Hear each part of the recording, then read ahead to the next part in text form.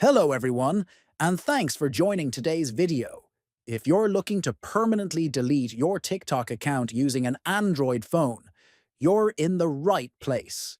In this step-by-step guide, I'll walk you through the entire process clearly and simply. Let's get started. First, open the TikTok app on your Android mobile. Next, tap on the three horizontal lines in the top right corner of the screen. Then choose Settings and Privacy from the menu that appears. Scroll down the page until you find the Account section and tap on it. Next, choose Deactivate or Delete Account. Delete account permanently. Then click Skip at the top corner of the screen. Next, confirm by clicking Continue and tap Continue again to proceed.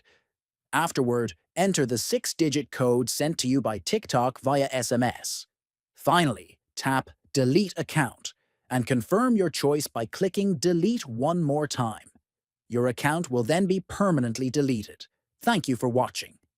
If this guide helped you, please like, comment, and subscribe for more useful tutorials. Feel free to ask questions below. See you in the next video.